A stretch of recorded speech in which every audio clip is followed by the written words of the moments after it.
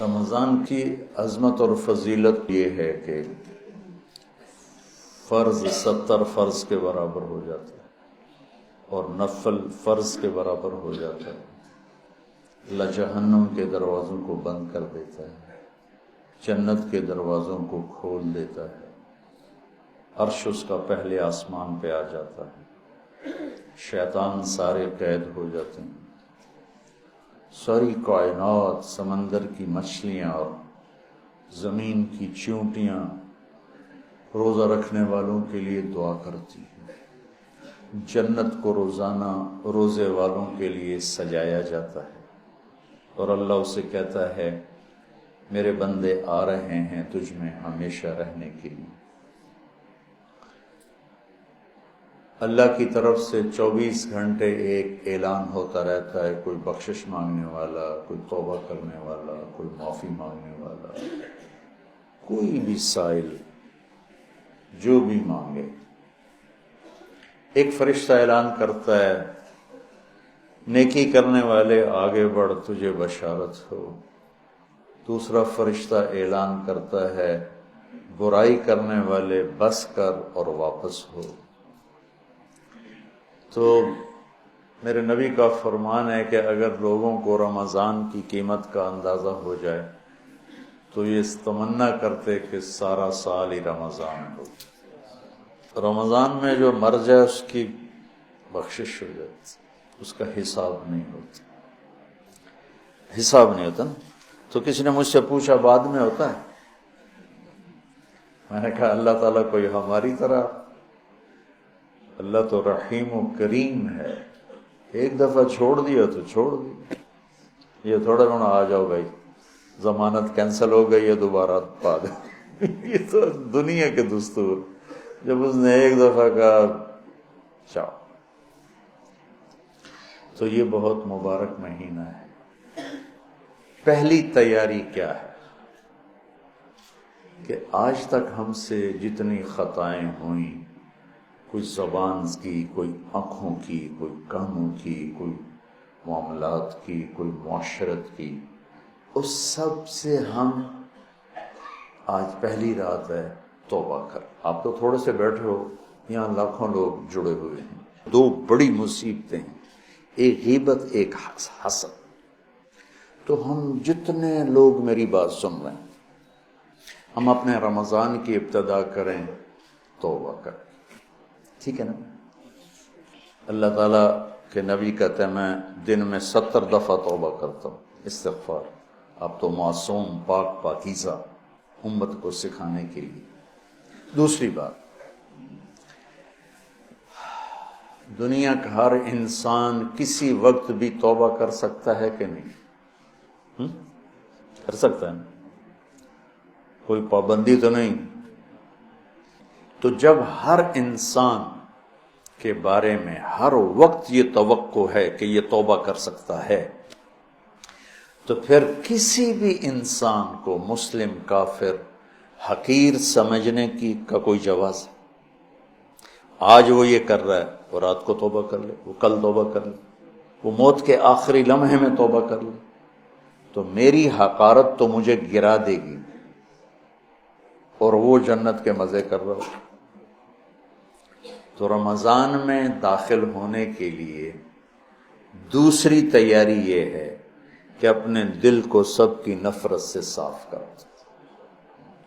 اللہ نے میرے نبی سے کہا لست علیہم بمسیطر، میرے نبی آپ ان کے اوپر کوئی ٹھیکیدار نہیں ہیں، یہ میرا کام ہے، بس آپ اپنا پیغام پہنچائیں۔ تو آپ اس پیغام پہنچانے میں سامنے کون تھے؟ کافر، اور آپ دیکھ رہے تھے اس کو ایمان نصیب نہیں ہوگا، یہ تو آپ کو اللہ نے نظر دی تھی، پھر بھی آپ نے اس کی اتنی منتیں کی ہیں۔ ابو جہل، آپ نے کہا میری امت کا فرعون ابو جہل ہے، اور موسیٰ کے فرعون سے بڑا فرعون ہے کہ موسیٰ کے فرعون نے مرتے ہوئے کہا توبہ کرتا ہوں، اور اس امت کے فرعون نے کہا گردن ذرا نیچے سے کاٹنا تاکہ لوگوں کو پتہ چلے کسی سردار کی گردن۔ آپ نے اس کے گھر کے اتنے چکر لگائے جس کے بارے میں جانتے تھے نصیب میں ہدایت نہیں ہے، کہ وہ کہنے لگا اے محمد بس کرتے، ہم قیامت کے دن گواہی دے دیں گے کہ تو نے ہمیں اپنے رب کا پیغام پہنچا دیا تھا، اب بس کرتے۔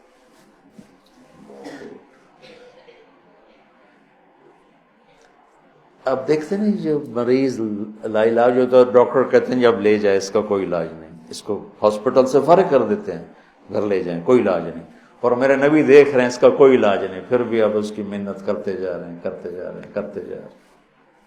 کاش ہم تھوڑا سیرت کو بھی پڑھتے۔ پھر مجھے خواجہ صاحب یاد آ جاتے ہیں، سکھری تروش منصوری نو ٹھپ رکھ کنز کدوری نو، ہادی نہ سمجھ ہدایہ کافی نہ سمجھ کفایا، کفایا کافیہ وزن شعر کی وجہ سے، ہادی نہ سمجھ ہدایہ کافی نہ سمجھ کفایا، کر پرز شرع وقایا ایو دل قرآن کتاب۔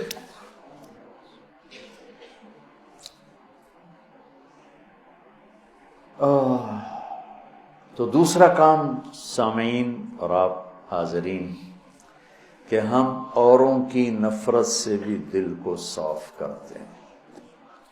ہم چاہتے ہیں نا اللہ ہمیں معاف کر دے، تو ہم ہر ایک کے لیے یہی چاہیں کہ اللہ اس کو معاف کر دے۔ جس کو میرے نبی دیکھنا نہیں چاہتے تھے، حضرت حمزہ کے قاتل وحش، اللہ نے ایمان دے دی۔ اور بات لمبی ہو رہی لیکن یہ چونکہ ہمارے دل نفرتوں سے بھر چکے ہیں، اور بہت مبارک مہینہ ہے، اور المشاہین کی بخشش نہیں ہوتی پورے رمضان میں، جس کے دل میں نفرت ہو کسی کی، اس کی بخشش نہیں ہوتی، اور اس کو ہم گناہ ہی نہیں سمجھتے۔ چند آدمیوں کے بارے میں آپ نے فرمایا تھا جہاں ملیں قتل کر دو، چاہے وہ بیت اللہ کے پردے کے اندر بھی۔ ان میں ایک عبداللہ بن ابی سرحہ بھی ہیں، اکرمہ بن ابی جہل بھی ہیں، واشی بھی ہے۔ تو وہ 17 تھے، 3 عورتیں 14 مرد، اس میں سے 13 کو ہدایت نصیب ہوئی، 2 قتل ہوئے اور 2 کا پتہ ہی نہ چلا بھائی۔ عبداللہ بن ابی سرح یہ حضرت عثمان کے خالہ زاد تھے، تو وہ ان کو سفارشی بنائے۔ اب وہ اندر سے طائب ہو چکے ہیں، نظام اللہ کے ہاتھ میں ہے۔ آپ تشریف لاتے ہیں، یا رسول اللہ یہ عبداللہ آیا ہے، توبہ کرتا ہے، آپ اس سے بیعت لے لیں، کلمہ پڑھا لیں، تو آپ اس سے سر جھکائے بیٹھے رہے۔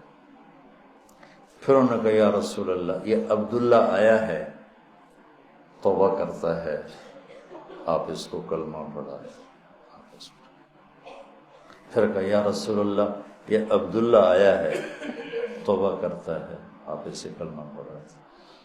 تو آپ نے اس کو کلمہ پڑھایا اور بیعت لے کر فرمایا الیس منکم رجل رشید یضرب عنقہ، تم میں کوئی سمجھدار نہیں بیٹھا تھا جو اس کی گردن اڑا دیتا؟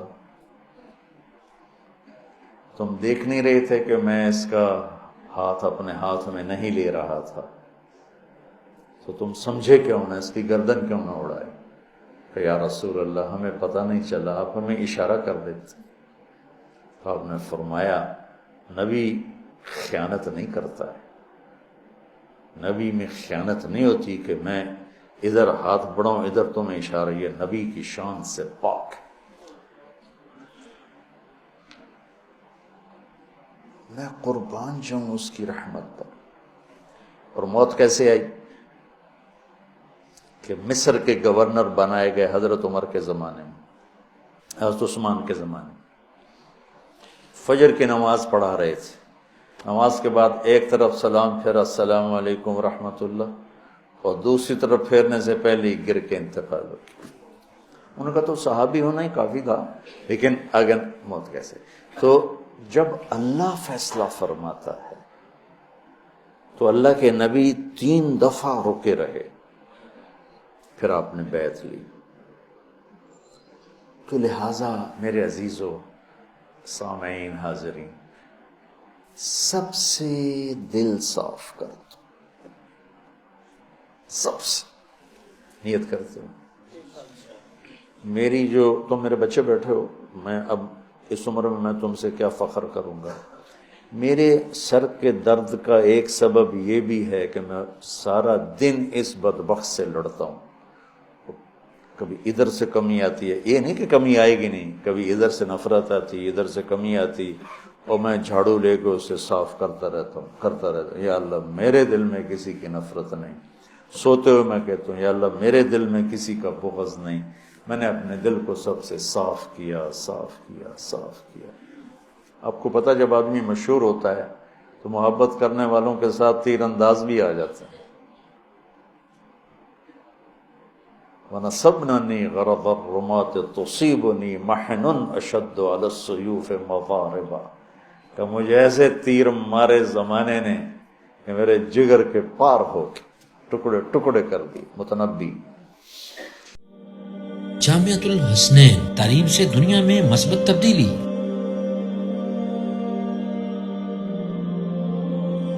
جامعۃ الحسنین گزشتہ 20 سال سے اپنے طرز تعلیم اور جدید نصاب سے سینکڑوں تشنگان علم و تربیت کو سیراب کر چکا ہے.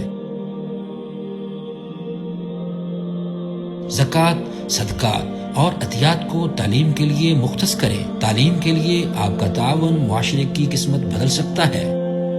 جامعۃ الحسنین کا پیس ٹرسٹ اکاؤنٹ نمبر ہے 0407002228923. براہ کرم بھیجی گئی رقم صدقہ، زکوٰۃ یا عطیات میں سے ہے. اپنی ڈپازٹ سلپ پر اندراج کرنے کے بعد اس نمبر پر واٹس ایپ کریں. نمبر ہے 0316311000.